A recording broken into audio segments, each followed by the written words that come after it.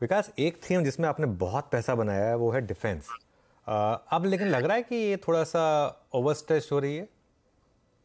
ये अनुज, मुझे लगता है डिफेंस और रेलवे में अभी काफी यूफोरिया जैसा बना हुआ है। मैं कोई स्पेसिफिक स्टॉक पे कमेंट नहीं कर रहा हूँ। एक जनरल आप बास्केट को देखेंगे तो अपॉर्चुनिटी साइज बहुत बड़ा है, उसमें कोई दो राय नहीं है। पर अपॉर्चुनिटी साइज बड़े होके उसको एग्जीक्यूट करके पैसा बनाने में समय जाता है। तो काफी जो स्टॉक्स है उन्होंने अगले 3 4 5 साल की ग्रोथ को काफी ऑलरेडी फैक्टर कर चुके हैं उसके वैल्यूएशंस में। तो हो सकता है कंसोलिडेशन या करेक्शन फेज है, ये पूरे सेगमेंट में बन सकता है कुछ समय तक।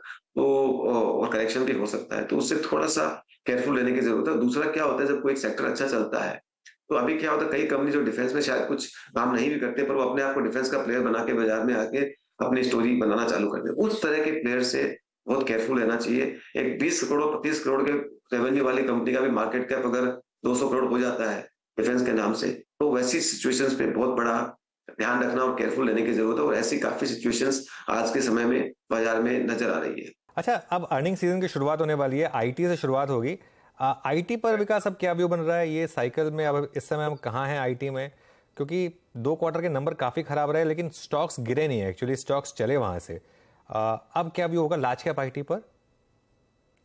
आई थिंक सी मिड कैप, हम लोग ज्यादा मिड कैप आईटी पे पॉजिटिव है, पर लार्ज कैप आईटी भी ठीक करेगा, इसमें कोई दो राय नहीं। लार्ज कैप आईटी का बेस इतना बड़ा है तो उसकी वजह से उस तरह की ग्रोथ आप उन पे एक्सपेक्ट नहीं कर सकते हो।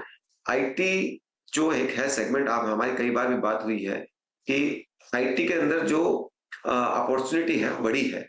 हमारा IT as a sector level export जो है 12 से 15% की ग्रोथ करने का अगला 5 साल का अनुमान है। तो उस इतना जब बड़ा सेक्टरल लेवल ग्रोथ होता है तो उसमें कुछ कंपनियां जो होती है वो 20% ग्रो करेंगी, कुछ कंपनियां 25 करेंगी, कुछ टॉप 10 करेंगी। सेक्टर में ग्रोथ की टेलविंड रहेगी। और दूसरा, जब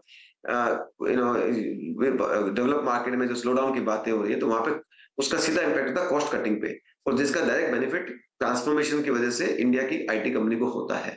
तो आप देखेंगे तो ऑर्डर फ्लो की कोई कमी नहीं। एक कारण ये भी है कि स्टॉक प्राइसेस करेक्ट नहीं है क्योंकि ऑर्डर विंस काफी रही है। एक last year transition in profit growth हुआ था, तो वो मेरे ख्याल से सब सेटल डाउन हो रहा है। अगले 3 4 साल में सेक्टर ठीक करेगा।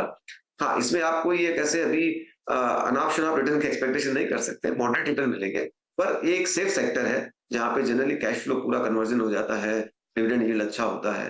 तो वो मेरा मानना है कि आईटी सेक्टर कंज्यूमर से ज्यादा सेफ है और ज्यादा बेटर है फ्रॉम रिस्क रिवॉर्ड पर्सपेक्टिव। आप अगर अपनी वैल्यूएशन और ग्रोथ को अगर आप हर लाइक टू लाइक कंपेयर करेंगे तो मुझे लगता है सेक्टर एक अच्छा डिफेंसिव गुड सेक्टर पोर्टफोलियो में रहना चाहिए। बता दें कि मनी कंट्रोल पर दिए गए विचार एक्सपर्ट्स के अपने निजी विचार होते हैं।